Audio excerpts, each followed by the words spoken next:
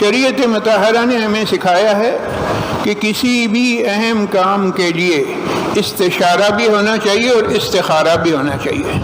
استشارے کا کیا مطلب؟ یعنی مشورہ کیا جائے، مشورہ طلب کیا جائے، پہلے مشورہ کیا جائے، اور مشورہ کرنے کے بعد جب ایک رائے طے ہو جائے کہ بھئی اب ہمیں اس پر عمل کرنا ہے، تو اس پر عمل کرنے سے پہلے استخارہ کیا جائے۔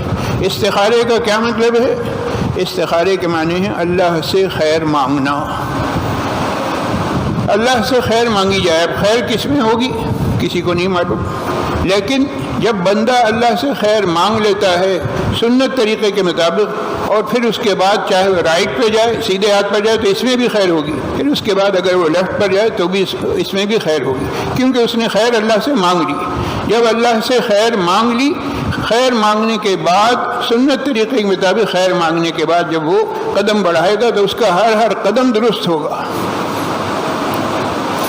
استخارے کے بارے میں ہمارے ہاں ہر چیز میں افراط و تفرید کا ہم لوگ شکار ہیں، تو ہمیں کبھی کبھی تو ایسا محسوس ہوتا ہے کہ استخارے کو بہت بڑا ہوا سمجھا جاتا ہے کہ اوہ صاحب یہ تو بڑا مشکل کام ہے، میں تو نہیں کر سکتا، حالانکہ ہر مسلمان کر سکتا ہے۔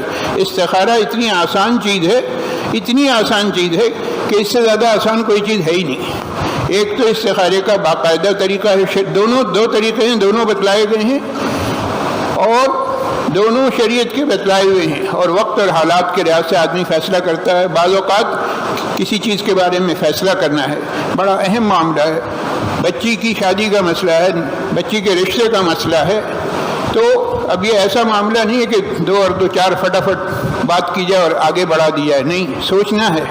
تو یہ جو استخارہ ہے اس کے لیے طریقہ بتلایا گیا کہ بھئی یہ یا کسی بھی اہم کام کے لیے استخارہ کرنا ہو تو 2 رکعت نفل نماز پڑھو، اللہ سے خیر مانگو، بس اتنا ہی ہے، اس سے آگے کچھ نہیں ہے۔ اس میں بعض لوگوں نے یہ شرط لگائی کہ سوتے وقت پڑھو اور پھر اس کے بعد خواب آئے گا اور خواب میں یہ دکھائی دے وہ دکھائی دے۔ ان تمام باتوں کا شریعت سے، دین سے کوئی تعلق نہیں۔ شریعت نے جو سکھایا بڑا سمپل ہے، 24 گھنٹے میں جو مکروہ اوقات ہیں جس میں نفل نماز پڑھنا منع ہے اس میں تو ظاہر منع ہے، اس سے ہٹ کر جتنا ٹائم ہے اس میں کسی وقت بھی 2 رکعت نفل نماز پڑھی، سلام پھیر کر اللہ میاں سے دعا مانگ لی کہ اللہ میاں میں اس طرف قدم بڑھانا چاہتا ہوں، میری سمجھ میں نہیں آ رہا، آپ میری رہنمائی کر دیجئے، میرے دل دماغ کو مطمئن کر دیجئے۔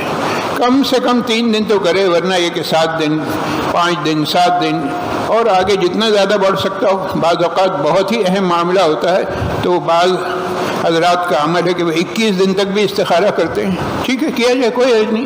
اصل بات یہ بتانی کہ استخارہ کوئی مشکل کام نہیں ہے جس کے لیے ہم کسی سے رجوع کریں۔